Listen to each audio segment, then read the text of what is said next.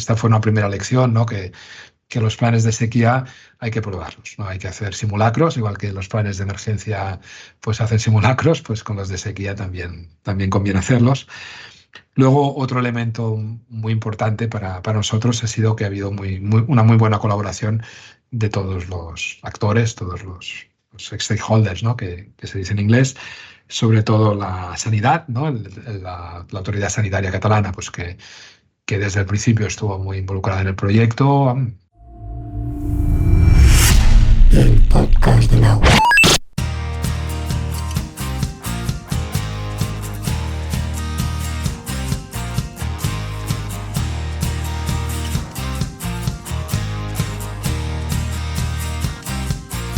Hola y bienvenidos a El Podcast del Agua. Soy Daniel Herrero y te voy a acompañar en esta emocionante aventura sonora.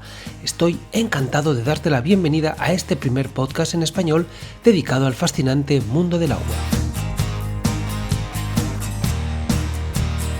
En el episodio de hoy entrevisto al gran Jordi Molist Gazapo. Jordi es ingeniero de caminos, canales y puertos por la Universidad Politécnica de Cataluña y es el director del área de abastecimiento de agua en el ACA, la Agencia Catalana del Agua.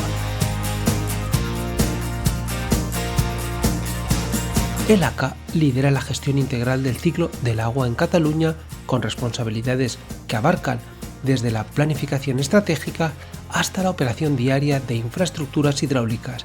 Este organismo se ha consolidado como un pilar esencial en la adaptación a los desafíos del cambio climático y el aumento de la demanda hídrica.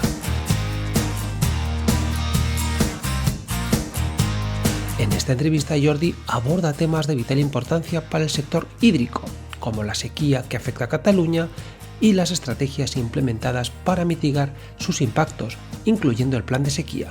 También profundiza en el innovador concepto de los créditos del agua y analiza otras cuestiones clave que son esenciales para comprender la complicada situación que se ha vivido en Cataluña y que todavía sigue estando vigente. Una conversación imprescindible para entender los retos actuales y las soluciones estratégicas en el ámbito del agua. En esta entrevista vino, como ya está siendo habitual, Laura, la copresentadora del podcast, para conocer a Jordi y formularle una pregunta para completar el cuestionario. Te recuerdo que Laura es íntegramente inteligencia artificial, desde la presentación de ella misma hasta la pregunta que hace, incluso la propia voz que tiene. Es posible que te parezca un poco artificial, pero es que es 100% artificial.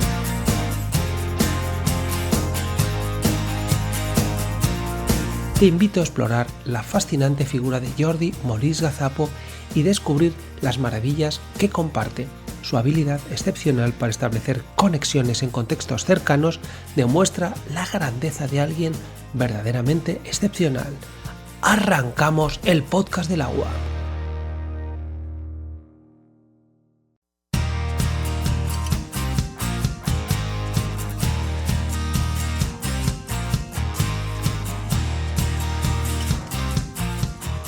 Buenas Jordi, ¿qué tal? Lo primero de todo, muchas gracias por venir a El Podcast del Agua. Bienvenido y muchas gracias por permitirnos conocer un poco más a Jordi Molist Gazapo.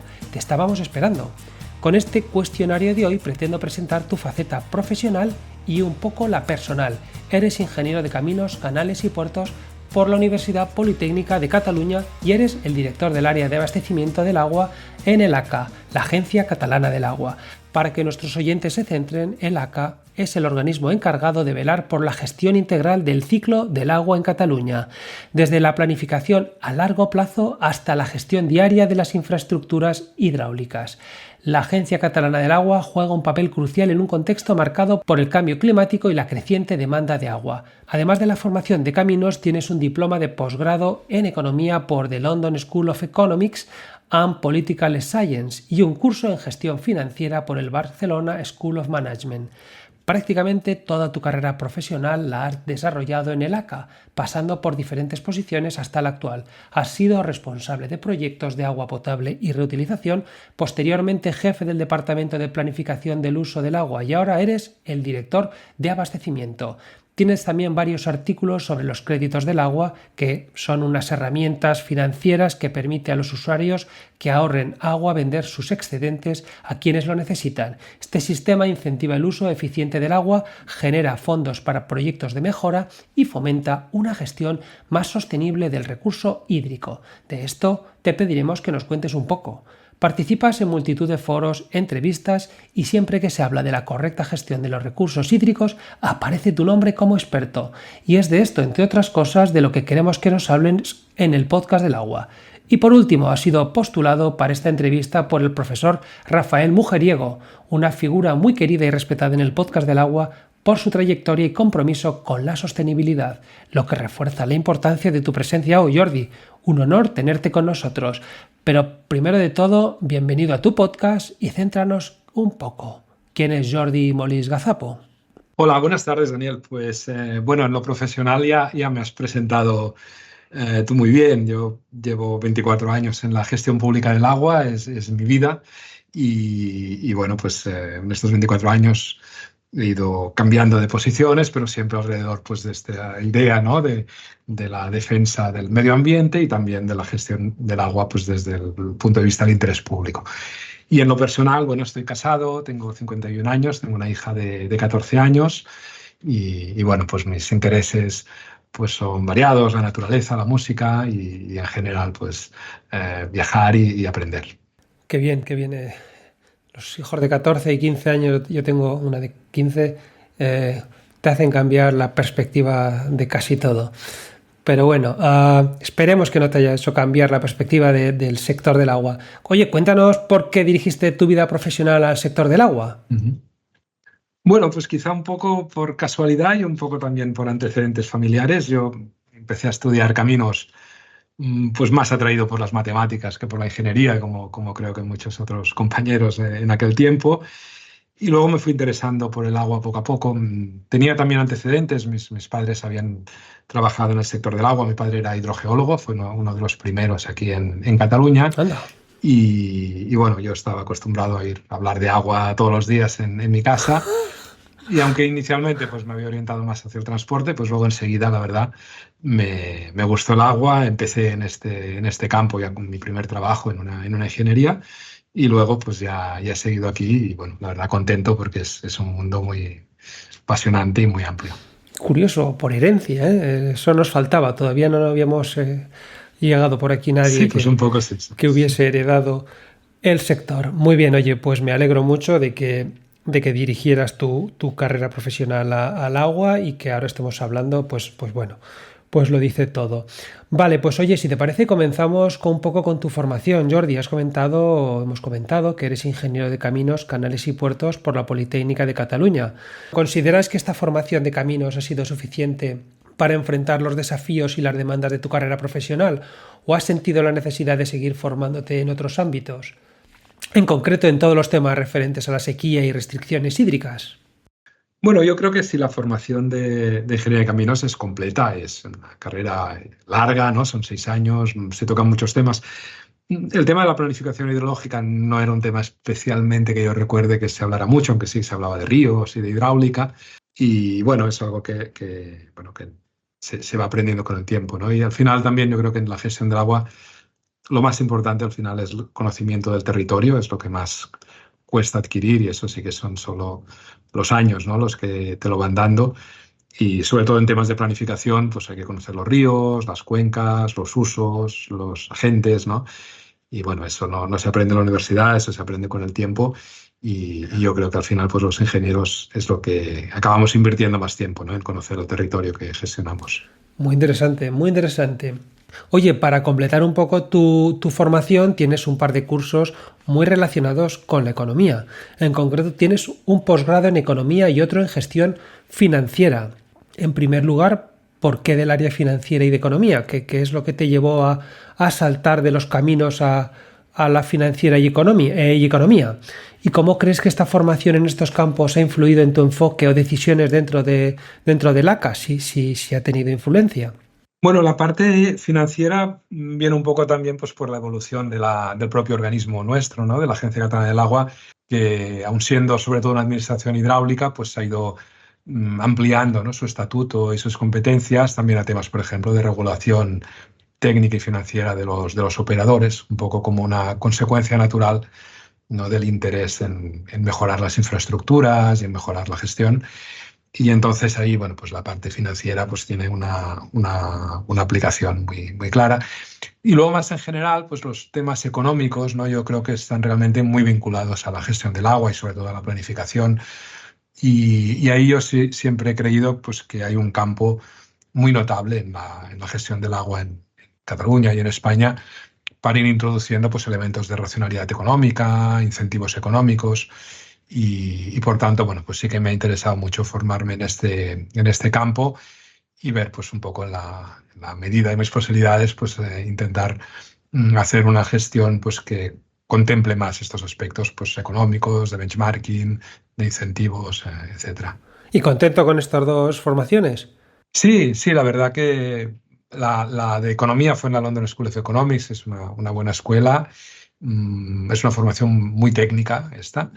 Y la financiera pues es más práctica Ajá. y, bueno, que todos sabemos, ¿no? Ver balances, cuentas de resultados, mm, evitas y bueno, también al final pues es casi imprescindible, ¿no?, hoy en día para un gestor público pues poder entender pues los balances de una compañía regulada, por ejemplo, ¿no? Pues qué interesante. Y yo creo que no es solo público, ¿eh? Cualquier gestor necesita tener nociones, incluso, yo diría incluso avanzadas sobre temas financieros. Claro, el agua y la economía pues están en dos Pues sitios. sí, efectivamente. Bueno, ahora comentarás porque tú del tema de la economía del agua los has mezclado y los has hecho ahí un buen cóctel que queremos que nos cuentes. Oye, continuando ahora con tu parte profesional, con tu desarrollo profesional, que ha sido, como hemos comentado, principalmente en el ACA, cuéntanos qué puestos has desempeñado y cómo ha contribuido a tu crecimiento personal y dentro de la agencia. Incluso, si quieres, cuéntanos un poco qué es el ACA, en qué competencias tiene. Un poco, céntranos del ACA y de tu, digamos, tu desarrollo profesional en el ACA. Bueno, pues el ACA, la Agencia Catalana del Agua, pues es una institución pública, dependiente del Gobierno de la Generalitat, y la verdad que tiene una carta estatutaria bastante amplia porque vendría a reunir lo que serían las competencias de un organismo de cuenca, ¿no?, como una confederación, ¿no?, en otras partes de España, con lo que sería una administración hidráulica autonómica en el sentido pues, de promover las mejoras en las infraestructuras, en el ciclo del agua, en el saneamiento, en el abastecimiento. Por tanto, bueno, la suma de estos dos elementos pues, le da una fuerza competencial pues, muy importante y prácticamente todos los aspectos del ciclo del agua, pues en mayor o menor medida, pues están incluidos, ¿no?, dentro de las líneas de acción de la empresa. Y bueno, yo concretamente entré en el ACA pues hace 24 años en temas de planificación. Yo empecé haciendo planes de abastecimiento, planes de saneamiento y luego poco a poco, pues al ir cambiando de mi posición en la organización, pues ya he entrado más en temas de gestión jurídico-administrativa y también de operación de cuencas. Así que ha sido un proceso pues un poco desde lo más teórico a lo más práctico y ahora pues todo a la vez, ¿no? Y bueno, yo creo que una de las cosas buenas, ¿no?, que se han hecho en el ACA es un poco intentar ligar mucho los aspectos de la planificación y de la operación, ¿no? Siempre tener, como se dice a veces, ¿no?, un pie en la estrategia y otro pie en la realidad, en la operación. Y bueno, es algo que luego hemos intentado fomentar, que las personas que operan y que gestionan también sean las que planifican.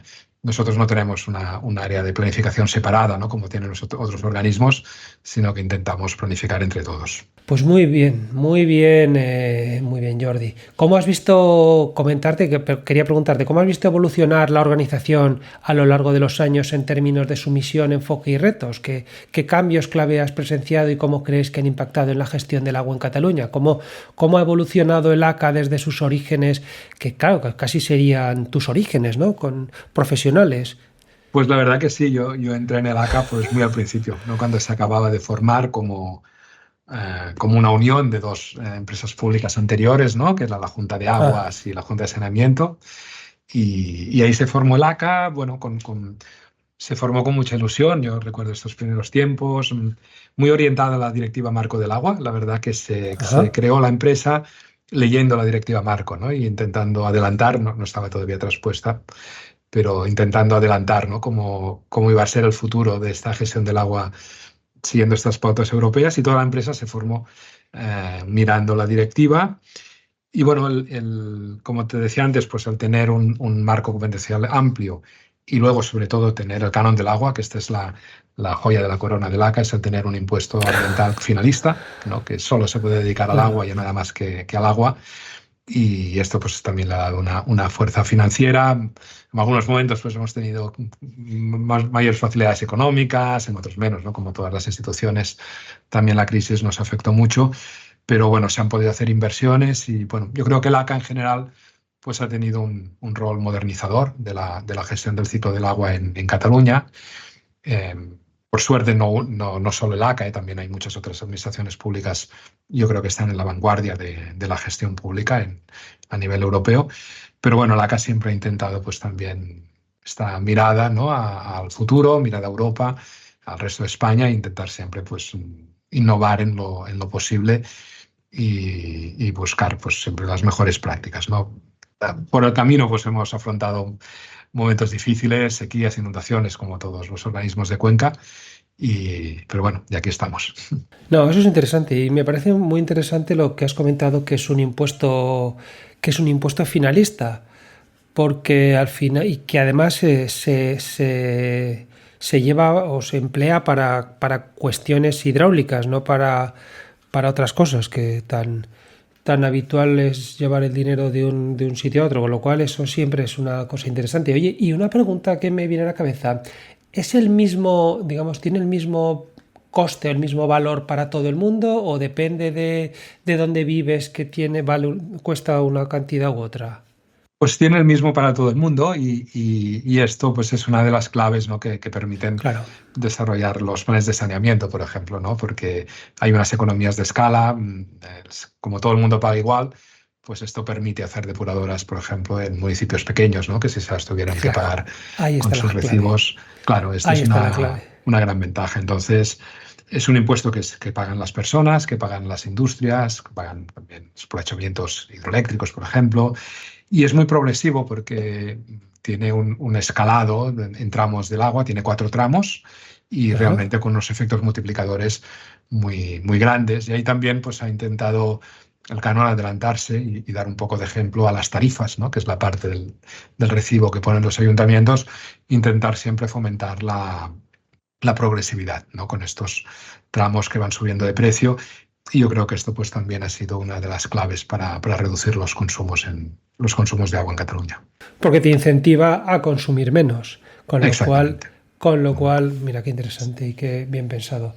Bueno, pues oye, me alegro mucho que estéis tan felices con este canon. Muy bien. Oye, continuando un poco, ahora me gustaría comentar sobre la situación actual de sequía, que bueno, parece mentira, ¿no? Que a veces cae una lluvia muy gorda, pero seguimos estando en situación de sequía. Ahora nos comentarás que esta se está viviendo a nivel global y que en particular en Cataluña está teniendo una importante incidencia, ¿no? ¿Cómo está afectando esta crisis a la gestión de los recursos hídricos en la región y qué medidas se están tomando para mitigar sus efectos? Y si nos puedes extrapolar a nivel de España, Jordi. Bueno, pues es un fenómeno absolutamente extremo realmente el que se está viviendo en las cuencas internas de Cataluña. Son ya más de 4 años de sequía. Sobre todo los 3 primeros fueron durísimos. Um, Nosotros tenemos registros de lluvia de los últimos 100 años, por ejemplo, en Barcelona, y cada uno de estos 3 años fue un récord, ¿no? Cada año fue peor que el anterior, y fue en récord los 3, ¿no? En esta serie de 100 años, ¿no? Con lo cual, bueno, cualquiera que esté habituado a trabajar con series estadísticas, pues sabe que en una serie de 100 años tener el peor año y luego otra vez el peor y luego otra vez el peor, pues es algo que desde un punto de vista estadístico pues es muy improbable y que claramente marca pues, que estamos ante un cambio, ¿no? De los patrones del clima. Por lo tanto, 4 años de sequía extrema, las aportaciones a los embalses han caído en picado no solo por la falta de lluvia, sino también por el incremento de temperatura, porque también estos 4 años hemos tenido unos incrementos de la temperatura media muy, muy fuertes, más de 1 grado respecto a los años anteriores, con lo cual también aquí se está viendo como en Cataluña y en muchas partes del sur del Mediterráneo pues se está acelerando mucho el cambio climático. Y bueno, es una combinación tremenda, sobre todo por la estructura del suelo en Cataluña, que el 60% es bosque, con lo cual estos incrementos de temperatura pues también acentúan mucho la pérdida de escorrentía, porque los bosques pues evapotranspiran mucho más. Ya. Y en conjunto, pues las aportaciones han caído pues a menos de la mitad, ¿no? Durante estos 4 años. Y bueno, ahí hemos estado gestionando. Nosotros, afortunadamente, teníamos un plan de sequía que se había aprobado un año antes de que empezara la sequía, por tanto estaba bastante actualizado. Y bueno, pues hemos ido tomando medidas, pues tanto en la gestión del recurso, y aquí pues las desaladoras, la reutilización potable indirecta, todo esto nos ha ayudado mucho, pero también, lógicamente, en la parte de la demanda. Ha habido que adoptar pues restricciones intensas en muchos usos. Y bueno, la verdad es que con la suma de todo esto, pues hemos podido evitar las restricciones urbanas, no ha habido cortes de agua de las ciudades. Hemos estado cerca, sobre todo a mediados de este año 2024, pero bueno, ahí estamos. De momento seguimos todavía en sequía, estamos en alerta por sequía todavía en la región metropolitana de Barcelona y bueno, pues tenemos que seguir gestionando al tiempo pues, que adelantamos con infraestructuras de mejora de la resiliencia para intentar pues, evitar que estos fenómenos en el futuro tengan impactos tan grandes. Vale, madre mía. Y parece que ha llovido todo el agua del mundo y aún seguimos igual. No ha habido gran diferencia en este otoño, ¿no? No ha habido gran diferencia. Bueno, para nosotros que llueva en otoño ya ha sido una novedad, porque llevamos 3 otoños seguidos sin nada de lluvia. Realmente es una de las cosas más curiosas de esta sequía, porque sí que las 3 primaveras entró un poco de agua en los embalses, pero los 3 otoños anteriores no habíamos recuperado nada de reservas. Habíamos mantenido la tendencia descendiente y este otoño por primera vez hemos recuperado un poco, ni de lejos para acabar con la sequía, porque seguimos bajos de reservas, pero bueno, ha sido el primer otoño en 4 años que hemos tenido un poco de lluvia, pero bueno, ahora ya en invierno pues ya será difícil tener recuperaciones. No, o sea, ya en principio ya no se puede recuperar o ya no se espera recuperar. Bueno, pues siempre puede ser, ¿no? De hecho, en el 2020, por ejemplo, tuvimos aquí un episodio torrencial muy intenso en enero, en enero de 2020, pero no es habitual. Con lo cual, bueno, el clima nuestro es impredecible, ya lo sabemos. Claro. Pero bueno, nosotros ya desde hace 4 años trabajamos solo con la peor hipótesis, porque ya llevamos 4 años batiendo récords de falta de lluvia. Y bueno, pues gestionamos con esta idea, ¿no? de maximizar la retención de reservas y ver si en la primavera podemos recuperar. Bueno, venga, a ver, vamos a cruzar los dedos.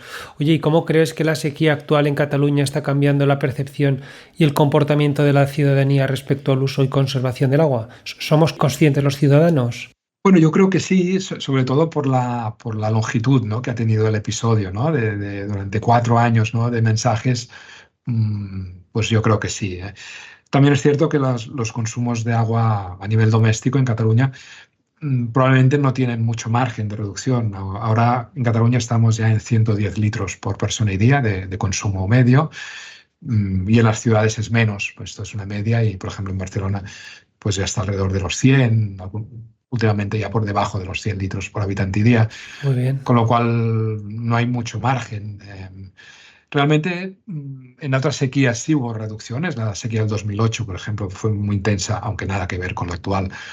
Y hubo reducciones. Estas reducciones luego se quedaron ya establecidas. Esto es algo también curioso, ¿no? Que cuando hay estos cambios de concienciación se acaba la sequía, pero la gente seguimos ahorrando. Muy bien. Pero ahora seguramente hay poco margen. A pesar de eso, hay una preocupación y hay una reacción. Por ejemplo, en Cataluña una cosa curiosa que salió espontáneamente y muy útil fue que mucha gente empezó a colgar en Twitter o en Instagram una foto de un cubo de agua, de un cubo que usaban pues, para recoger el agua caliente mientras se está calentando, ¿no? Entre que llega Bueno, el agua fría mientras hasta que está llega el agua calentando caliente del para termo. ducharte. Y esto pues muchas veces te da para llenar un cubo de 10 o 12 litros, que luego puedes usar para Qué otra bien. cosa, ¿no? Para el inodoro. Y bueno, pues si al final una persona gasta 100 litros por día, pues son 10 cubos, pues mira, si se ahorra uno ya son 9, ¿no? Claro. Y esto es una cosa que salió espontáneamente, tuvo bastante alcance y luego pues nosotros también la hemos usado, ¿no? En nuestras campañas. Con lo cual yo creo que sí, que la gente entiende el valor del agua, entiende el reto, ¿no? Que es enfrentarse a 4 años seguidos de sequía y la gente pues está concienciada. Qué interesante y qué, digamos, qué iniciativa la gente, ¿no? Si es que cuanto la gente se pone, tiene unas ideas buenísimas. Oye, ¿y qué estrategias de concienciación estáis implementando vosotros desde el ACA, pues eso, para fomentar un uso más responsable del recurso? ¿Qué estáis haciendo para que la gente piense esto de los cubos? Claro, bueno, yo creo que lo de los cubos sobre todo es una reacción no voluntaria, ¿no? A un estado de preocupación. Luego también se hacen muchas campañas de sensibilización, diferentes foros. La verdad es que también la prensa ayuda porque ha habido mucho seguimiento comunicativo en Cataluña de la sequía y esto pues también ayuda a que la gente pues sea más consciente del problema. Los temas tarifarios también, el canon del agua, por ejemplo, este cuarto tramo que se introdujo y que afecta sobre todo pues, a usos externos a la casa, ¿no? A riegos de jardines, riegos de piscinas, tuvo un impacto muy notable la introducción del cuarto tramo.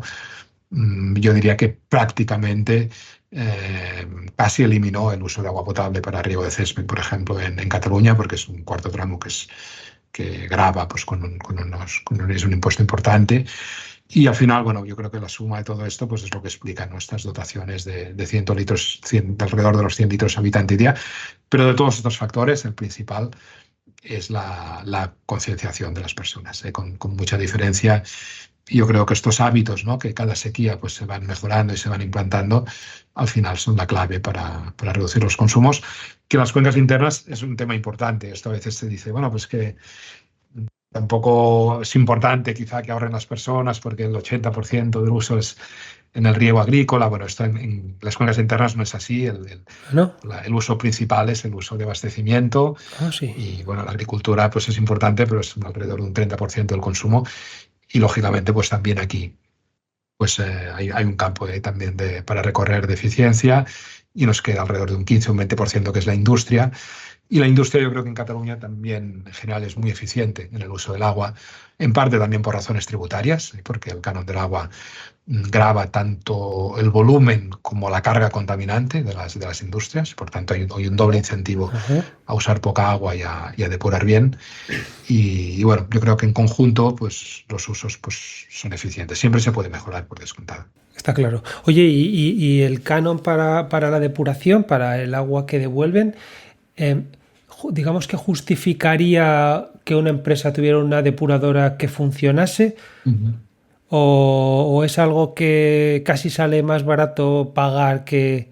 Yo creo que en general justifica un tratamiento. En Cataluña la mayor parte de depuradoras están conectadas al sistema de saneamiento, pero deben tener un pretratamiento, una depuración previa.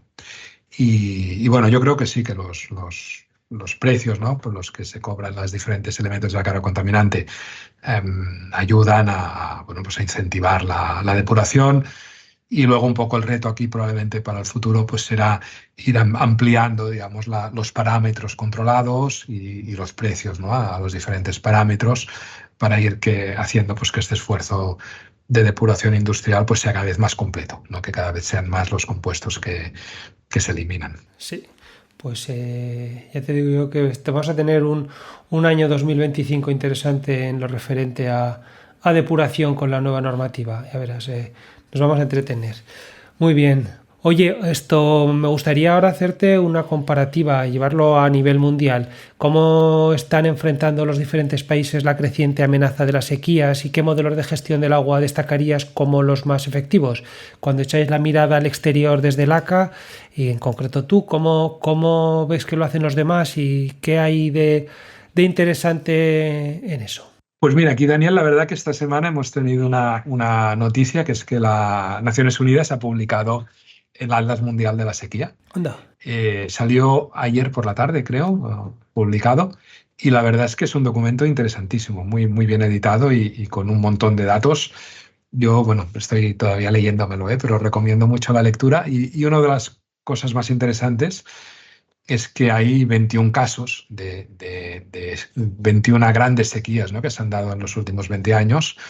Y uno de los casos es precisamente el de Barcelona, que está explicado, Ah, y hay otros 20, y la verdad que ves un poco las diferentes estrategias y también ves que la sequía pues, es cada vez un fenómeno más global, no es ya una cuestión que deba preocupar solo a las zonas áridas, ¿no?, sino que está extendida en los 5 continentes. Y yo creo que un poco la lección, ¿no?, que se saca de este atlas es que cualquier gran ciudad que no tenga las fuentes de suministro diversificadas es muy vulnerable a las sequías. E incluso ciudades de zonas aparentemente húmedas, ¿no?, se están enfrentando con problemas de regularidad en las precipitaciones muy, muy importantes. Y a partir de aquí, pues las estrategias, claro, ya dependen del nivel de desarrollo de cada país, ¿no? Y, por ejemplo, pues Naciones Unidas hace mucho énfasis en los países que están en vías de desarrollo, pues en los temas de seguros agrarios, de gobernanza, de protección del suelo.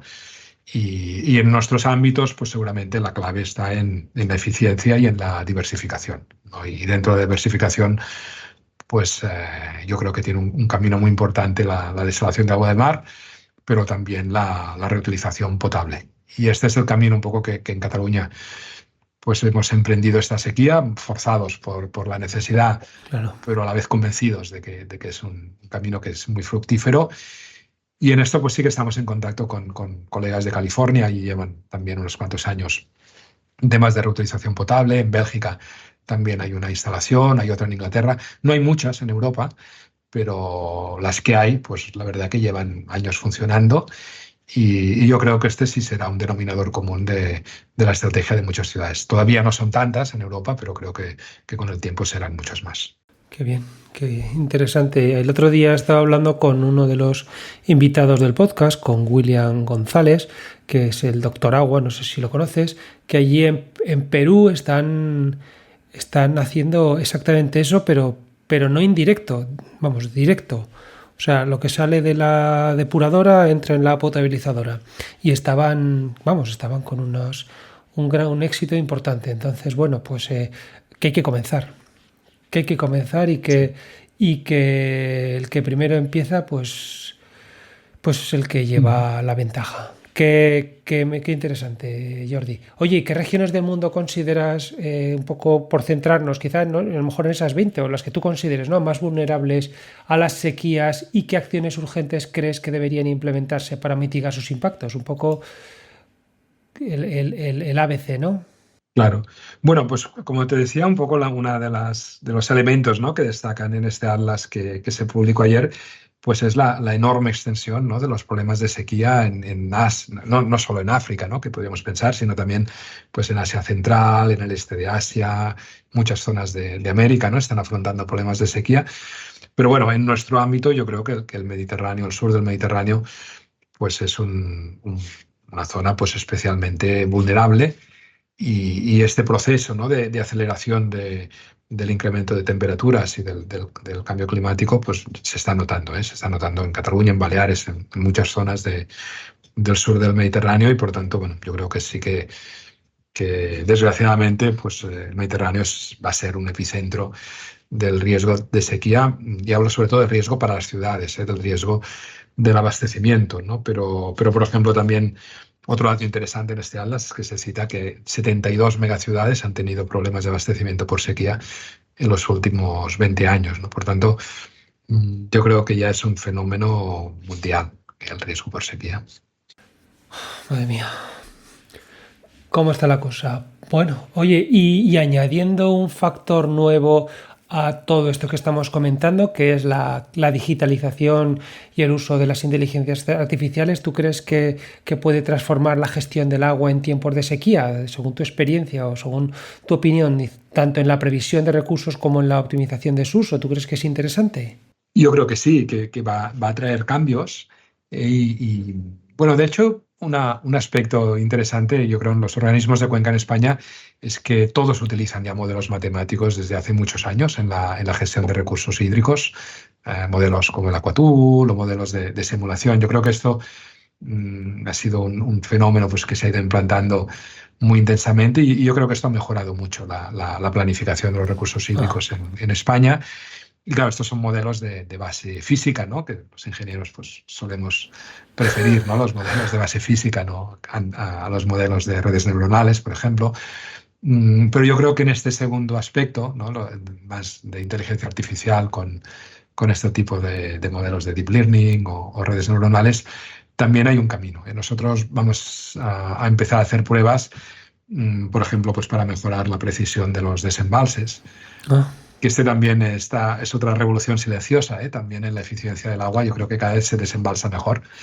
Y muchas veces cuando intentas, con modelos matemáticos, simular gestiones de hace 20 o 30 años, pues los modelos no te calibran, porque es que ahora se desembalsa mucho mejor. Ahora los desembalses son muy, muy precisos, pero todavía tienen un pequeño margen. Entonces, por ejemplo, el poder predecir con exactitud, ¿no? la demanda de riego que tendrás dentro de 48 o de 72 horas, que es el tiempo de transcurso, ¿no? Que hay, por ejemplo, en nuestro caso, desde los embalses hasta las zonas de riego, pues este pequeño margen de mejora, ¿no? de esta precisión, ¿no? De la demanda 48 horas, pues este es un campo que probablemente la inteligencia artificial nos puede ayudar, ¿no? Y como este, pues habrá otros, ¿no? Yo creo que tenemos que ir encontrando la aplicación, ¿no? En aquellos ámbitos donde los modelos de base física pues ya no pueden ir más allá, pues implantar estos modelos de deep learning a ver hasta dónde nos llevan. Qué bueno.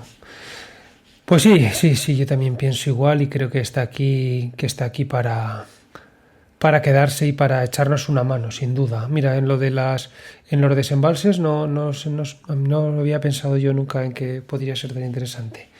Bueno, pues oye Jordi, ahora un poco pasando a uno de tus artículos que has escrito y una de las cuestiones que tú estás llevando de una manera relevante, en concreto el tema de los créditos del agua, ¿puedes hablarnos un poco? Es una contribución para asegurar la disponibilidad de los recursos hídricos en España y que es una herramienta para asegurar la disponibilidad, pero ¿podrías explicarnos exactamente cómo funcionan estos créditos y qué papel juegan en la gestión sostenible del agua en España? Bueno, esta idea, ¿no? De los créditos del agua, pues de momento es una idea, es una propuesta bueno, de un artículo que escribí y que también pues desde la agencia pues estamos intentando pues llevar, ¿no? A la ley de aguas y ver si se puede implantar en España. Y bueno, tiene varios objetivos. Uno de ellos, el más inmediato, pues sería aprovechar o capitalizar un interés creciente, ¿no? que percibimos, ¿no? Por parte de las actividades económicas, sobre todo de la industria manufacturera, de intentar ayudar, ¿no? En la gestión de las cuencas con proyectos de compensación. Esto es una cosa que en el ámbito del carbono pues está ya muy, muy extendida, ¿no? Y muchas empresas pues están compensando esas emisiones. Y nosotros vemos que hay un interés incipiente de muchas empresas de intentar compensar también sus consumos de agua, pues haciendo proyectos bueno, en inglés le llaman replenishment, ¿no?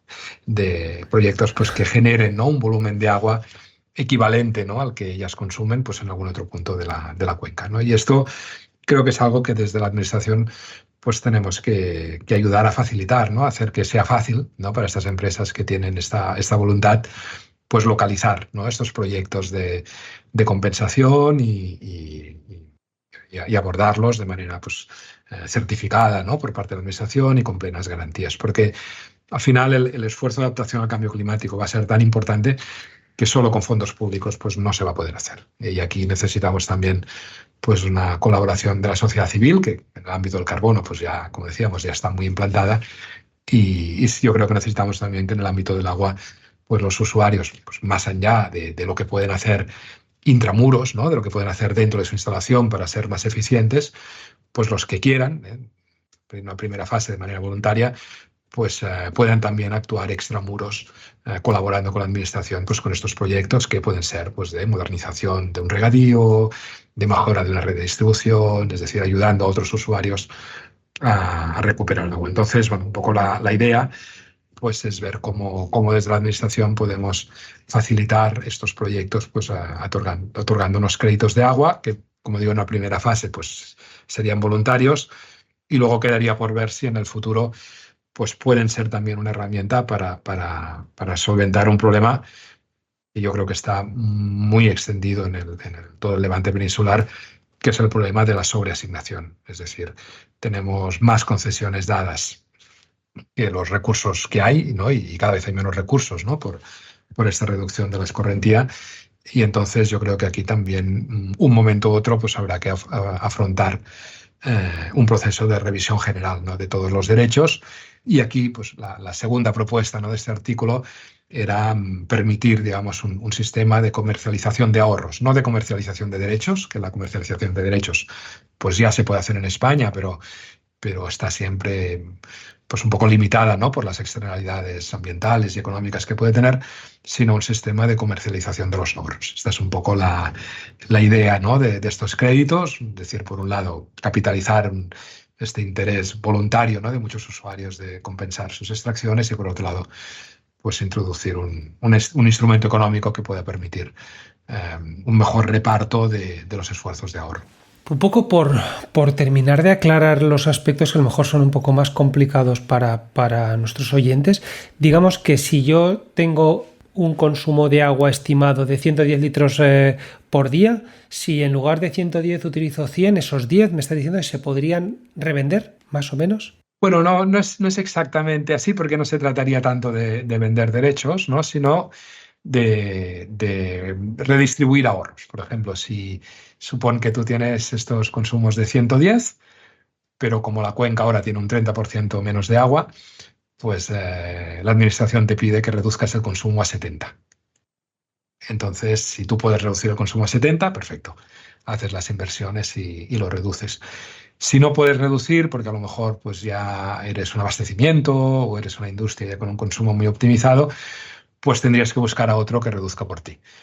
Y entonces pues encuentres quizá una zona regable no modernizada, por ejemplo, que pueda reducir estos 30, ¿no? que tú no puedes, y entonces pues emitiendo unos créditos de agua, el que puede reducirlos y tú comprándolos, pues pudiéramos redistribuir este ahorro. Esta es un poco la idea, no de comercializar con derechos, porque comercializar con derechos ya sabemos que es una medida posible, sobre todo en casos de sequía, pero que tiene muchas externalidades. Por ejemplo, no queremos que los agricultores dejen de ser agricultores y dejen de cultivar para vender sus concesiones.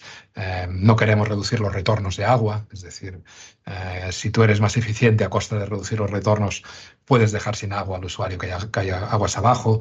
Es decir, una compraventa de derechos generalizada, yo creo que en España pues no existirá nunca, y no creo tampoco que tenga muchos partidarios, pero en cambio un sistema de redistribución de los ahorros, es decir, entre todos pues vamos a tener que reducir los consumos un 30 o un 40%, esto yo creo que va a ser así. Entonces, bueno, que ahorre quien tenga pues mejores posibilidades y quien tenga pues un recurso económicamente más partidario, o que genere agua también, ¿no? Porque la idea de estos créditos es que se pudieran dar también por generación. Si tú eres capaz de implantar una infraestructura, por ejemplo, de reutilización de tipo privado o de desalinización, pues también esto sería objeto de créditos que tú podrías también comercializar, un poco como pasa también con los créditos de generación de energía renovable, por ejemplo, ¿no? Que hay un flujo económico por la venta de energía, pero otro por la venta de certificados, ¿no? Pues también esto podría ayudar, ¿no? También se podrían emitir créditos con base a una generación sostenible de agua, de manera que no todo el precio lo tendría que afrontar el usuario, ¿no? De esta instalación de desalinización, sino que también una parte del coste se podría cubrir pues, con una venta de créditos. Bueno, son ideas que son todavía muy primarias, ¿no? Porque hay que desarrollar, pero yo creo que permitirían pues, introducir estos elementos de comercialización. Vale. Sí, y además teniendo ya ejemplos como por ejemplo las concesiones eléctricas y todo el tema de electricidad y el carbono, con todo eso, claro, es muy sencillo hacer un paralelismo. No sencillo, pero es menos complicado hacer un paralelismo. Muy claro, bien. La diferencia es que el agua es muy local, ¿no? El carbono, pues todo se reúne en la atmósfera y es igual reducir en un sitio que en otro. El agua es más complicada porque hay que reducir dentro de la propia cuenca. Y aquí, claro, las confederaciones y los organismos de cuenca pues tendrían un papel muy importante, ¿no? Para dirigir, digamos, estos ahorros hacia donde hiciera falta. Pero sí, un poco la idea sería parecida. Vale, pues oye, ahora te quería preguntar si para ilustrar este potencial de los créditos de agua que has comentado, podrías compartir con nosotros un caso de éxito, en donde sea, en España, en otro país, donde la implementación de un sistema de créditos de agua ya me ha demostrado ser efectiva en la mejora de la gestión hídrica y en la promoción de la sostenibilidad ambiental.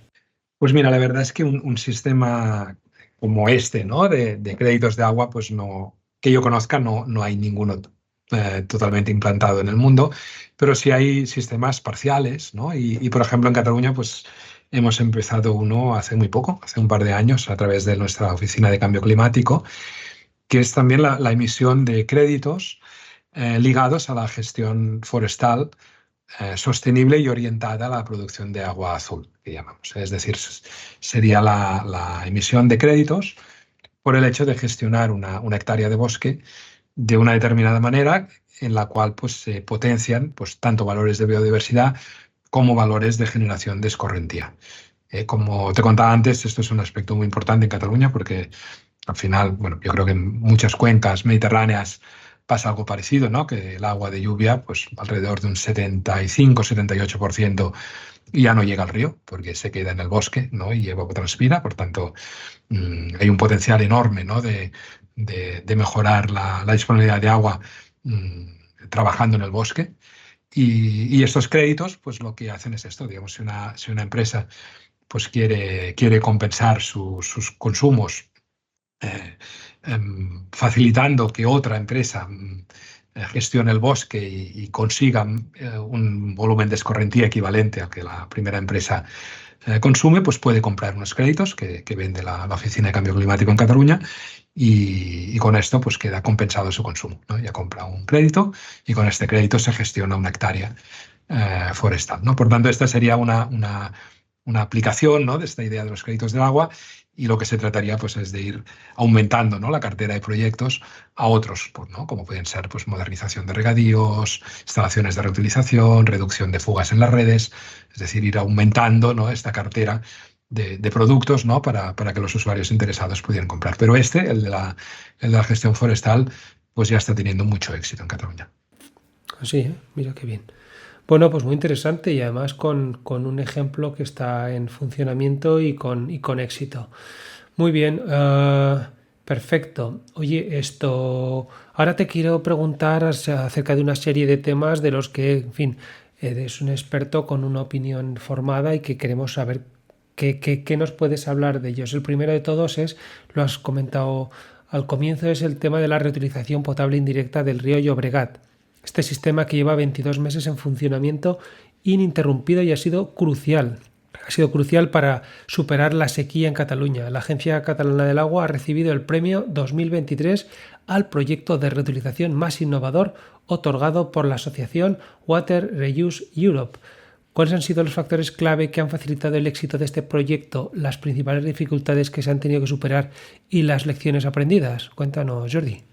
Pues sí, Daniel, la verdad es que ha sido un proyecto que, bueno, estamos muy contentos. Ha sido, como bien dices, clave para evitar las restricciones de suministro en Barcelona, porque en estos 22 meses pues, ha generado 55 hectómetros cúbicos de agua.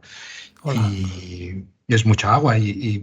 Bueno, básicamente parece muy simple, ¿no? Es coger el agua de la depuradora del Prat, que es una de las depuradoras principales del área metropolitana de Barcelona, y impulsarla 8 kilómetros, ¿no? Una vez regenerada, 8 kilómetros por encima de la potabilizadora de Barcelona, con lo cual pues conseguimos reducir la necesidad de desembalses.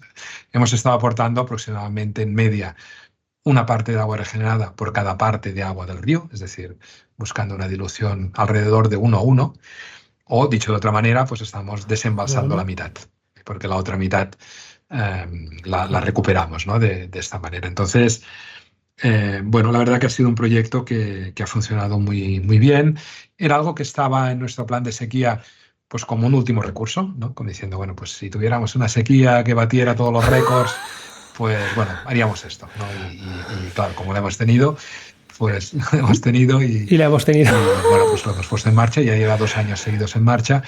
Y yo creo que como ha funcionado tan bien, pues es algo que va a pasar a estar más incorporado en la gestión, quizá no de manera continua, pero sí pues desde estados más prematuros de la sequía.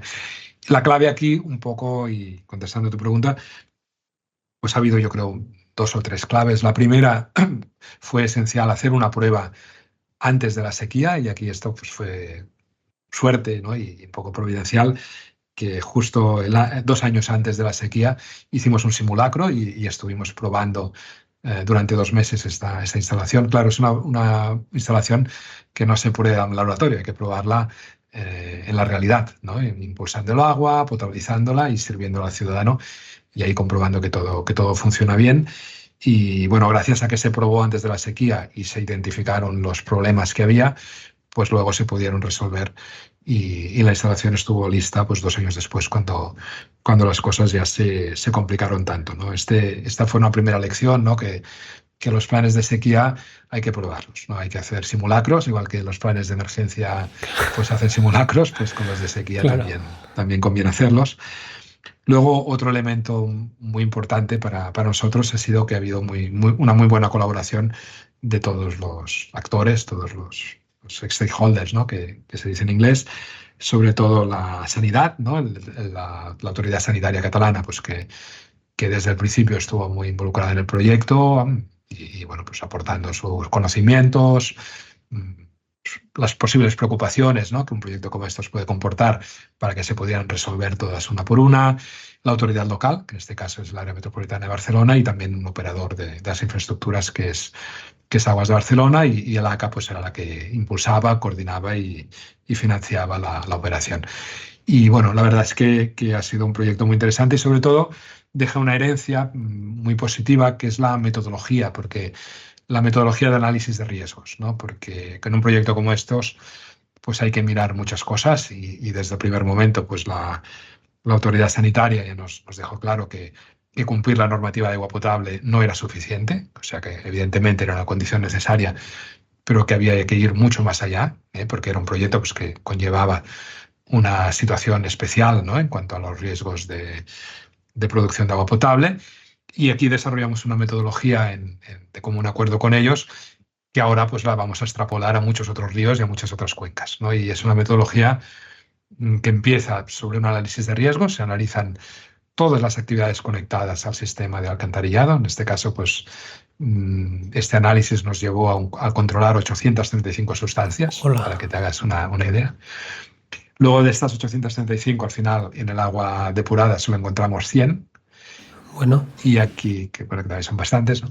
Y aquí la clave fue establecer pues, los valores de seguridad para estas 100. Claro, solo 25 están reguladas en España o en la Unión Europea. Para las otras 75 hubo que establecer pues, valores guía de seguridad. Para 25 de estas fue sencillo, porque había normativa de la Organización Mundial de la Salud o de otros países, pero había 50 que no estaban reguladas en ningún sitio del mundo.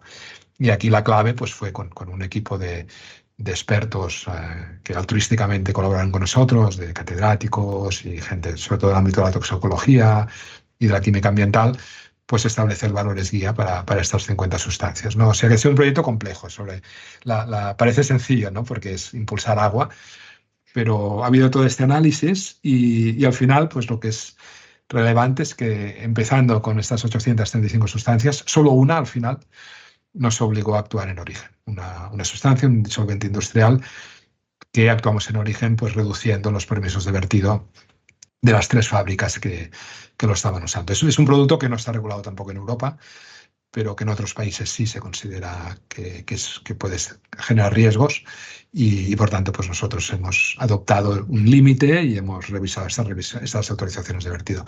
Esto es para quien conozca un poco cómo son estos procesos administrativos, sabe que es un proceso lento, con lo cual, bueno, aquí el haber hecho esto 2 años antes de la sequía pues fue la clave para luego poder tener el sistema a punto de funcionar. Y bueno, ahora está funcionando perfectamente, y ya llevamos eso, casi 2 años impulsando agua regenerada, aguas arriba de la potabilizadora. Qué bueno. 8 kilómetros has dicho y una dilución de 1 a 1, o sea, con eso, más todos los controles que estáis aplicando, bueno, que me parece muy interesante y ya de paso está la cosa que una vez que vosotros ya lo tenéis implementado, funcionando y con éxito, pues entiendo que eso es fácil de exportar, ¿no? A otras situaciones y otras realidades y otras provincias, incluso otros países. Sí, yo creo que sí, y de hecho, pues nosotros lo vamos a hacer en otro río, que es el otro río que pasa junto a Barcelona, que es el río Besós, que este es un río que en un 90% está compuesto por agua depurada, solo tiene un 10% de recurso natural, ¿no? De lluvia. Claro, es un río que hace 5 años pues te hubiera dicho que era imposible de potabilizar. Pero ahora creemos que sí, que ahora este río, 90% depurado, es un río del cual se puede obtener agua potable usando esta metodología y de hecho pues ya estamos diseñando 3 plantas. De hecho tenemos ya una en Ah, construcción, una planta potabilizadora en construcción y 2 más en proyecto para potabilizar un río que es un río de agua depurada. Es un ejemplo y yo creo que realmente esto abre un camino a nivel técnico, pero también sociológico, ¿eh? Porque esto es algo que está, yo creo, bien aceptado en Cataluña y, por tanto pues nos abre un camino, sobre todo en situaciones de sequía, ¿eh? Después habrá situaciones de normalidad que tendremos agua en los envases y también la vamos a utilizar naturalmente y seguirán siendo probablemente el elemento principal de suministro en años normales, pero un poco la reflexión, ¿no?, que esta sequía nos ha llevado es que tenemos que ser más independientes de la lluvia durante episodios extremos. Ahora en Barcelona, pues entre desalación y reutilización potable, ¿no?, con este proyecto del Llobregat, tenemos un 33% de suministro asegurado sin lluvia, es decir, externas. con fuentes no dependientes de la lluvia, fuentes externas. Y nuestro objetivo es llegar a corto plazo al 70% Hola. y a largo plazo al 90%. Eso es un objetivo muy ambicioso y probablemente sean pocas ciudades en las que todavía hoy se plantean el llegar a tener un suministro independiente de la lluvia. Pero la verdad es que en Barcelona el impacto, ¿no?, de esta crisis de sequía ha sido tan grande que yo creo que ahora hay un sentimiento unánime de que hay de conseguir esta posibilidad de independencia hídrica en situaciones de sequía, insisto. Esto no quiere decir que vayamos a dejar de usar los envases son fundamentales y van a serlo siempre, pero en situaciones de sequía, al menos a corto plazo, pues quisiéramos llegar a este 70%, básicamente duplicando estos proyectos, duplicando la desalación y duplicando la reutilización potable. Hablemos ahora, cambiando un poco de tercio, hablemos ahora de la planta de reutilización industrial de Tarragona, planta que ya lleva 10 años en funcionamiento y está a punto de ser ampliada. ¿Podrías comentarnos un poco sobre la historia de este proyecto, incluyendo eso, las negociaciones que habéis tenido entre la administración y los usuarios industriales, la línea de tratamiento innovador y la calidad del agua? Y además, cuéntanos cómo crees que este modelo podría extrapolarse a otras regiones, que es una cosa que a mí me parece muy relevante. Pues sí, te cuento, Daniel. Mira, este es un proyecto que entró la planta en servicio en el 2013 y fue fruto de un acuerdo entre la Agencia Catalana del Agua y la industria petroquímica de Tarragona. En Tarragona hay un polo petroquímico muy importante, es el segundo mayor del sur de Europa, después del de Marsella, creo. Y bueno, lógicamente pues consume mucha agua y sobre todo agua potable. Y entonces el acuerdo aquí fue pues, que la industria renunciara a una parte del agua potable que estaba consumiendo a cambio de un suministro de agua regenerada. Entonces, bueno, pues entramos en negociaciones, hicimos una planta piloto porque, lógicamente, pues para la industria llegar a este acuerdo y renunciar a una fuente de agua potable a cambio de un agua desconocida, ¿no?, podríamos decir, pues era una decisión difícil y querían probarla. Bueno, hicimos toda una serie de pasos y sí, al final, pues esto se construyó, el ACA construyó la planta y está funcionando muy bien. La operación pues la lleva la propia industria a su cargo, es decir, no le cuesta nada, ¿no?, al presupuesto público la operación de esta planta. Y la verdad es que ha sido un éxito y incluso inesperado porque es una planta que da un agua de muy baja salinidad porque tiene un tratamiento de ósmosis inversa de 2 pasos. Y se ha podido comprobar, y esto es muy relevante, que 1 metro cúbico de agua regenerada vale por 2 metros cúbicos de agua potable.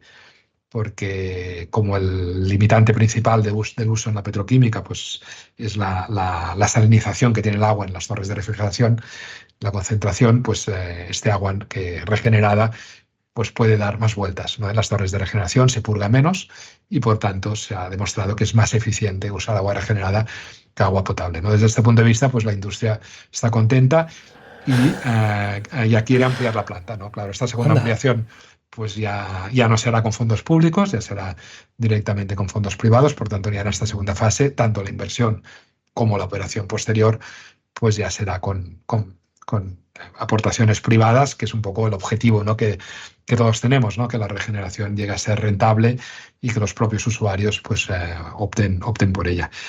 Y este es uno de los elementos interesantes. Y el otro es más tecnológico, y es que esta es una planta de ósmosis inversa, como te comentaba, pero no tiene un paso de ultrafiltración previo. Y aquí se aparta un poco, ¿no? de los cánones Claro. actuales. Fue una apuesta que en su momento pues, fue un poco arriesgada, fue sustituir la ultrafiltración por una serie de procesos de pretratamiento clásicos muy intensa, y tiene pues un decantador lastrado, microtamices, filtración abierta y filtración cerrada antes de los filtros de cartucho. Y la verdad es que está funcionando muy bien. Es un proceso que podía generar alguna duda, ¿no? Sobre el ensuciamiento de las membranas, pero está funcionando muy bien, y de hecho la ampliación pues, se va a hacer con la misma línea de tratamiento. Por tanto, yo creo que sí que es un proyecto que se puede replicar. También las circunstancias económicas tienen que ser favorables, es decir, Claro. tiene que ser una zona donde el agua potable pues, sea un poco cara para que luego el agua regenerada pues, pueda competir, como ha sido este caso, pero puede competir gracias a esto, a la relación 1-2, ¿no? Porque el agua regenerada es más cara en realidad, pero como cada metro cúbico, como decíamos, sustituye a 2 de agua potable, ahí es donde los números se equilibran. Por tanto, yo creo que en zonas donde la industria esté consumiendo agua potable y donde el tener agua de muy buena calidad pueda ser una ventaja, pues ahí sí se va a poder replicar el proyecto. Qué interesante esta planta de Tarragona. Bueno, oye Jordi, continuando un poco con el cuestionario, te quería preguntar, la Agencia Catalana del Agua ha adelantado 2 años la exigencia de publicación de las auditorías de eficiencia hidráulica, y la mayoría de las poblaciones catalanas con más de 5.000 abonados ya las han publicado. ¿Podrías hablarnos un poco sobre esta guía de la eficiencia hidráulica y sus aspectos más innovadores, como el sistema de evaluación de la fiabilidad de los balances, y además qué papel crees que pueden tener en el futuro los sistemas de evaluación comparativa como los Sunshine Regulation en la gestión del agua? Pero bueno, casi primero cuéntanos un poco qué es esto de las auditorías de eficiencia hidráulica. Sí, pues bueno, ahora ya como sabes, pues la nueva directiva de aguas potables que se ha ya traspuesto al ordenamiento español, pues ya exige que todas las empresas de suministro presenten estas auditorías de eficiencia hidráulica, y ahora el Ministerio pues está ya desarrollando una guía también de cómo hacerlo. Pero en Cataluña ya hubo una ley autonómica anterior que antes de que saliera la directiva ya estableció esta obligación, en nuestro caso para estas empresas, ¿no? Como decías, que tienen más de 5.000 abonados. En Cataluña son unas 100 las que están afectadas, son Sí. poblaciones pues, medianas y grandes, alguna pequeña también, y ya lo tenían que publicar. Entonces nos encargaron a nosotros pues, hacer esta guía.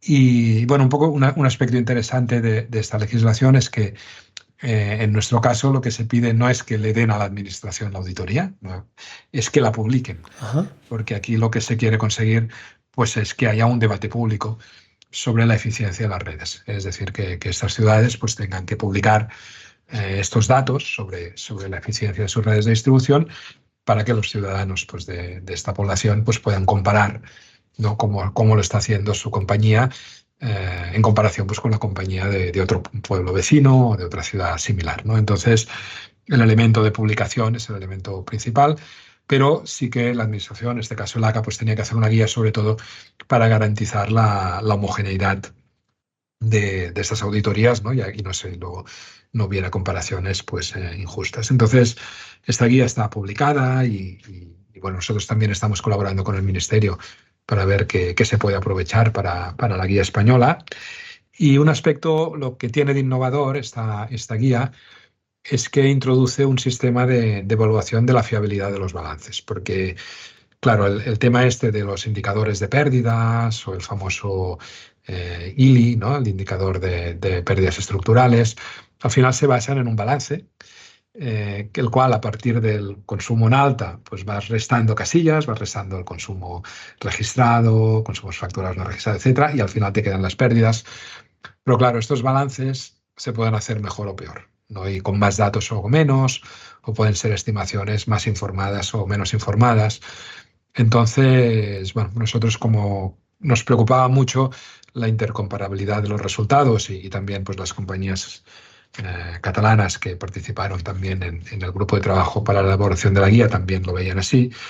Y entonces la novedad, ¿no?, de esta guía es que introduce también un cuestionario de 100 preguntas, no son pocas, 100 preguntas que la compañía tiene que contestar, son tipo test, ¿no? Hay respuestas taxadas A, B, C o D, sobre cómo ha elaborado el balance, cómo mide, cómo calibra, qué pasa cuando hay un hueco de datos, cómo se evalúa el subcontaje, ¿no? Si se llevan contadores a un campo de ensayo o no se llevan, cómo se evalúa el fraude, una serie de preguntas. Entonces, en base a la respuesta que la compañía da a estas 100 preguntas, pues se le asigna con un algoritmo una fiabilidad al balance. Entonces, se le dice, bueno, pues usted tiene un balance y el sistema, pues a lo mejor le asigna una fiabilidad mayor, A, B, C o D, sobre todo para evitar comparaciones injustas, ¿no? Porque lo que hay que evitar en estos sistemas de benchmarking es que si una empresa pues, es muy sincera y se esfuerza mucho en estimarlo todo muy bien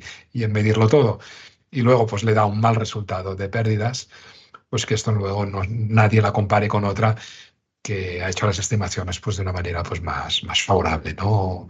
Entonces, bueno, yo creo que esto está funcionando bien. Ahora, de hecho, se han acabado de publicar las 100 auditorías y estamos haciendo la comparación y la intercalibración entre ellas, pero yo creo que ha funcionado bien y que además, pues, al propio servicio, ver sus 100 respuestas comparadas con las 100 respuestas de las otras compañías, pues también les da información, porque el medir bien es parte de la solución a las pérdidas, porque, como se dice a veces, ¿no?, en gestión, lo que no se conoce no se mejora. Y por tanto, un primer objetivo es hacer bien los balances, ya es un objetivo en sí mismo, y luego que las pérdidas reales que salen de esos balances se reduzcan es un segundo objetivo, ¿no? Pero yo creo que lo primero ya tiene un valor y bueno, pues yo creo que es un buen método y de hecho pues vamos ya a mejorar la guía para hacer una segunda actualización y mantendremos este sistema de medida de la fiabilidad. Qué bueno y qué interesante, Jordi. Pues oye, os animo a continuarlo y a venir a contárnoslo por aquí la próxima vez cuando nos veamos, a ver qué tal ha ido esta segunda vuelta. Muy bien, pues oye, quería preguntarte que desde hace unos años en las cuencas internas de Cataluña se ha incorporado el concepto de las reglas de explotación coordinada en las concesiones de abastecimiento. Cuéntanos un poco qué es esto y si podrías explicarnos en qué consisten estas reglas y cómo contribuyen a un uso más coordinado de los recursos superficiales y subterráneos. Muy bien, pues sí, bueno, esta es una nueva manera de otorgar concesiones de uso del agua en caso de acuíferos, para intentar plasmar el concepto, ¿no?, tan conocido, ¿no?, y debatido de la explotación coordinada, ¿no?, entre las aguas superficiales y las aguas subterráneas, ¿no?, que es un tema que yo creo que en todos los congresos, ¿no?, de hidrogeología desde siempre, ¿no?, se ha hablado. Y en nuestro caso, pues hemos buscado esta manera de incorporarlo en las concesiones. Entonces, cuando damos concesiones de abastecimiento de un usuario que tiene varias fuentes de suministro, que en el caso de las ciudades, por ejemplo, es lo más habitual, pues la concesión del pozo pues ya no es una cifra, ¿no?, o un conjunto de cifras de metros cúbicos año, metros cúbicos mes, metros cúbicos día, que es la información mínima, ¿no?, que debe tener una concesión, sino que es una tabla, ¿no?, de explotación coordinada. Entonces, lo que dice la concesión es, si los envases están llenos y el acuífero está vacío, usted puede extraer esta cantidad. Si los envases están llenos y el acuífero está lleno, pues es esta otra cantidad. Si los envases están vacíos, saque usted también más agua de los pozos. Es decir, nos lo podemos imaginar como una matriz ¿no? Donde en un eje pues, está el nivel de los embalses y en otro eje el nivel piezométrico. Y cada casilla pues, es una situación y define cuánta agua se puede sacar de un pozo. Entonces, el volumen, ¿no? Cuando dices, bueno, esta concesión, ¿cuántos metros cúbicos permite extraer? Pues no es una cifra, a lo mejor son 9 cifras, son 16 cifras, en función de esta combinación de recursos superficiales y subterráneos. Entonces, lo que se busca aquí, pues es sobre todo, y es el leitmotiv de nuestra gestión, ¿no? Estar preparados para la sequía, ¿no? Siempre pensamos en la siguiente sequía, de manera que cuando llegue la sequía, cuando empecemos la sequía, ¿no? La empezaremos con los embalses llenos, hay que empezarla también con los acuíferos llenos, para aprovechar la capacidad de regulación que tienen. Y cuando acabemos la sequía, ¿no? Con los embalses muy vacíos, también tenemos que acabar con los acuíferos pues, bastante vacíos, porque si no, querrá decir que habremos sufrido cortes de suministro teniendo todavía agua subterránea susceptible de ser usada, ¿no? Entonces lo que se busca pues, es esta coordinación. Y la clave aquí pues, es coordinar esto con los incentivos económicos, ¿no? Que es un poco lo que hablábamos al principio, ¿no? de la conversación, ¿no? De cómo ligar, ¿no? Economía y agua. Y entonces, en este caso, pues lo que hemos hecho, y aquí aprovechamos un poco esta capacidad que tiene el ACA de ser también regulador financiero de los servicios del agua, hemos también modificado la estructura de tarifa de los operadores en alta, principales, para, digamos, que las estructuras que suelen tener un componente fijo muy importante, porque son actividades que son intensivas en capital, pues que estos componentes fijos sean modificables en función del uso. Del uso de agua de la red en alta para incentivar la extracción. Con estos métodos, ¿no? Administrativo-económicos, pues lo que se busca lograr es esto, ¿no? Que haya una coordinación espontánea de los 100 operadores. Qué interesante. No sé, al final es que el ir todos coordinados es donde está la clave para que todas las estrategias funcionen. Vale, pues muy bien. Jordi, se nos ha pasado muy rápido, pero yo ahora voy a entrar en un par de preguntas que ya son como más generales del sector del agua, pero no sé si antes de pasar a esas dos preguntas y ya a la parte final del cuestionario, si te ha quedado algo en el tintero, ya sea de la potabilización indirecta, de los créditos del agua, del ACA, de lo que quieras, no sé, siéntete libre. Pues yo creo que lo hemos tocado un poco todo, ¿no? Alrededor de la planificación y de la sequía. Lo dejamos ahí. Vale, pues ahora me gustaría preguntarte, Jordi, ¿cuáles, en tu opinión, consideras que son los principales retos que enfrenta el sector del agua en la actualidad y cómo podemos abordarlos de manera efectiva? Pues la verdad es que no es fácil seleccionar solo unos, ¿no? Yo creo que los tres, ¿no? Primeros, que al menos como organismo de cuenca, pues que nos viene a la cabeza es disponibilidad, y es el que hemos hoy hablado más, inundabilidad y buen estado ecológico, ¿no? Son los tres elementos principales, ¿no? También es lo que en las planificaciones hidrológicas pues se intenta resolver. Y bueno, pues una de las cuestiones, ¿no? Que se plantean, ¿no? En las planificaciones es cómo equilibrar, ¿no? Los recursos económicos entre estos tres retos tan importantes, ¿no? Porque realmente es que los tres requieren inversiones muy grandes, ¿no? Y bueno, este papel del ACA, ¿no? Que comentábamos al principio, de tener estas competencias tan amplias y un poco abarcar todo el ciclo del agua, pues también nos lleva a muchos debates internos, ¿no? Entre nosotros, es decir, bueno, cuánto dedicamos a disponibilidad, cuánto a inundabilidad, cuánto a buen estado ecológico, incluyendo el saneamiento en esta casilla, y este es un equilibrio, ¿no? Y desde luego lo que yo creo que está claro es que los retos son muy importantes en los tres campos y que falta financiación, y que aquí pues va a haber que hacer esfuerzos, ¿no? Económicos pues para poder hacer todo lo que hace falta en estos tres campos. Qué interesante. Bueno, pues oye, y ya para finalizar, siempre nos gusta terminar en el podcast del agua con broche de oro y me gustaría hacerte dos preguntas. La primera es si nos puedes contar alguna anécdota interesante o lección aprendida que también nos vale, que has vivido a lo largo de tu carrera, que haya dejado una marca duradera en tu enfoque profesional, y luego si puedes compartir con nosotros tu hábito de oro, el que consideras más importante para tu éxito diario. Muy bien. Bueno, pues la verdad es que como lección la que se me viene a la cabeza, y lo que pasa es que es insistir un poco más en el tema de las sequías, pero ya ves que estamos muy marcados con ello, Sí, claro. pues seguramente es la sequía del 2008. La sequía del 2008, sin ser tan grave como la actual, pues nos pilló menos preparados porque no teníamos prácticamente recursos alternativos. Fue un episodio muy, muy duro para Cataluña y para la Agencia Catalana del Agua, y la verdad es que nos dejó una impronta muy, muy fuerte. Y luego, aunque este episodio, pues en el mediados del 2008, pues ya se superó de repente, ¿no? Como se suelen superar las sequías aquí en el Mediterráneo, Ya.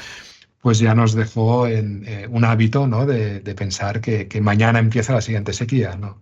Es decir, si el primer día que los envases no están llenos, y hay que pensar que estamos en sequía, aunque no tengamos muchos años por delante. Yo creo que la verdad que aquel episodio nos ayudó a estar mejor preparados para este, que es muchísimo más grave, ¿eh? Tiene el doble de duración, el doble de intensidad, pero aquel episodio que acabó trayendo barcos a Barcelona, ¿no? Muchos lo recordamos, Sí, sí. pues nos dejó una lección muy, muy duradera, y nos llevó a esta situación, ¿no? De estar temiendo constantemente, ¿no? La siguiente sequía. Y bueno, me preguntabas también un El hábito. hábito, sí. Que nos gusta mucho Bueno, conocer los hábitos de nuestros invitados para... los hábitos de cada uno. Pues mira, no sé si es exactamente un hábito de oro, pero sí es un método de trabajo que yo uso mucho, y aquí dentro de mi área, ¿no? En el área de abastecimiento, y es un poco el trabajo por proyectos, el trabajo con equipos, con grupos pequeños, ¿no? De pluridisciplinares. Es un sistema que nos funciona muy bien, Ah, y nos gusta constituir equipos muy variados, que trabajan sin jerarquías, personas de diferentes áreas y de diferentes formaciones, y un poco siempre pues buscando la colaboración en cada proyecto. Entonces, la verdad que nos funciona muy bien, y cada vez que sale un proyecto nuevo constituimos un pequeño grupo de trabajo, y suele fomentar pues una colaboración muy, muy fructífera, porque si una cosa tiene el agua de difícil y de bonito, ¿no? También es que hace falta conocimientos en muchos ámbitos, ¿no? Y un mismo problema, pues hace falta que haya un hidrogeólogo, un biólogo, un economista, y un ingeniero, y muchas veces un abogado también. eso te iba a decir, y un abogado, ¿eh? Que cada día hace más falta. Exacto. Yo creo que estos grupos, así, estos pequeños grupos, ¿no? de trabajo específicos, pues es una cosa que funciona bien. Qué interesante tanto la lección aprendida como el hábito que nos has contado.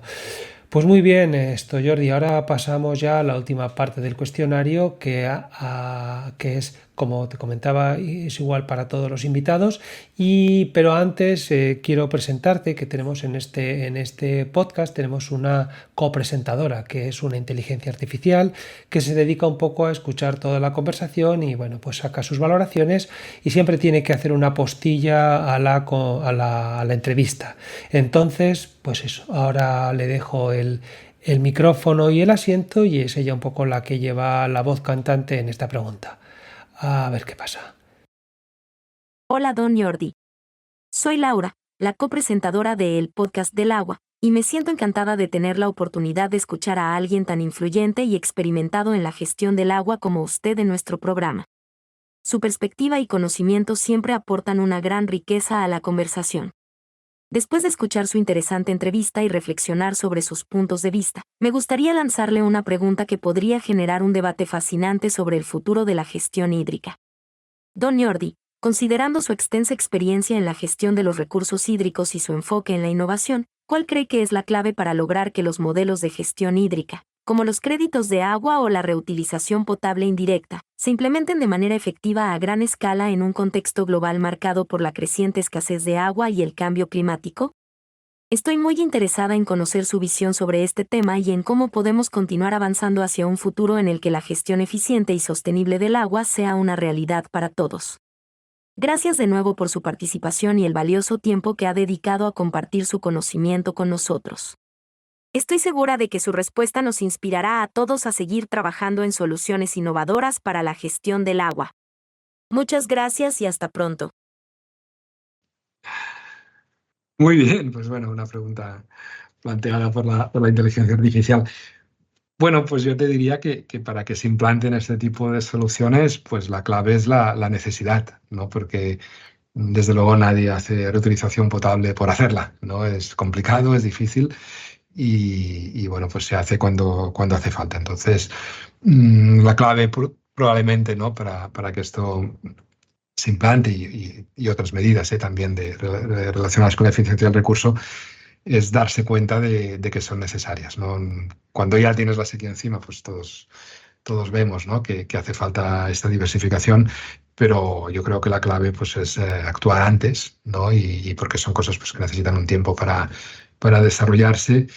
Y yo, bueno, pues afortunadamente veo que cada vez son más, ¿no? las ciudades que están preocupadas por el riesgo de desabastecimiento. Y aquí, bueno, pues yo creo que todo el mundo pues, va a ir por el camino de diversificar, cada uno diversificará como pueda, ¿no? Pero la clave pues, es darse cuenta de que esto es necesario.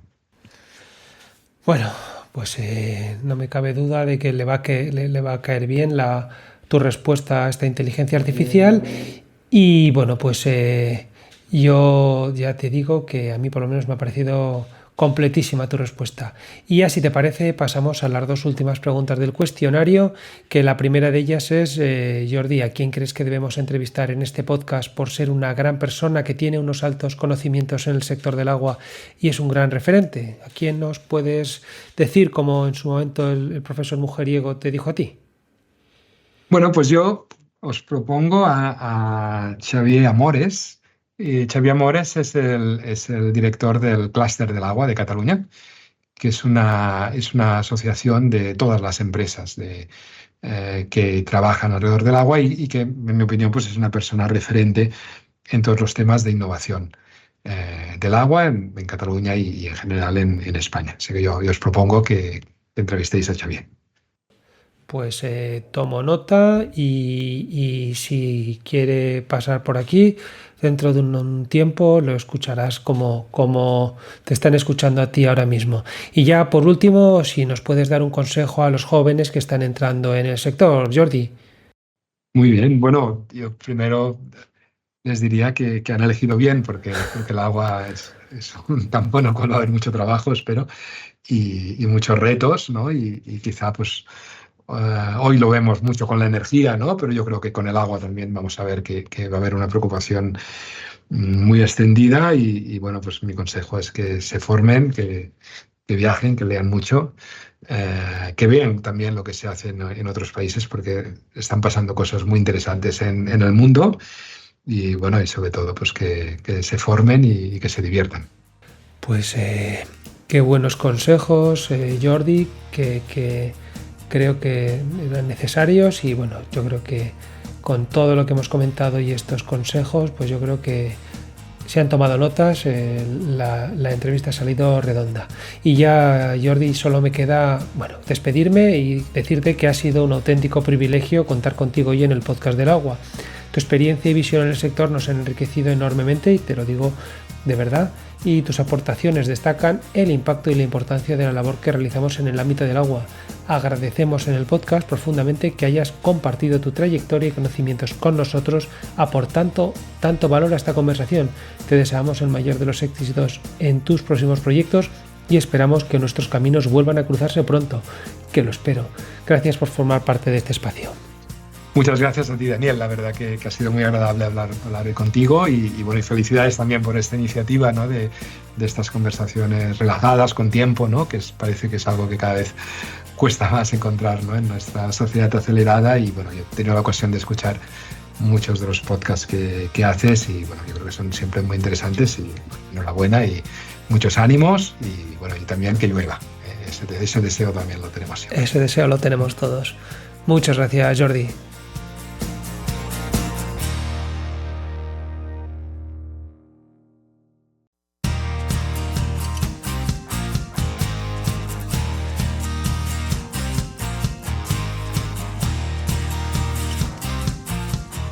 Y hasta aquí el episodio de hoy. Yo empiezo a marcharme. Si te ha gustado, te invito a que escuches el próximo episodio del Podcast del Agua, donde te traeré un invitado con una historia increíble, con una profesión fascinante y sobre todo compartirá experiencias que te van a dejar sin aliento. no te pierdas nuestras redes sociales.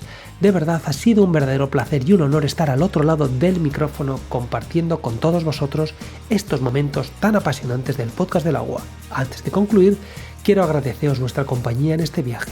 Espero que hayáis disfrutado tanto como yo en este capítulo con todas las secciones en las que hemos profundizado explorando los desafíos y soluciones que enfrentamos en el fascinante mundo del agua y sus distintos tratamientos.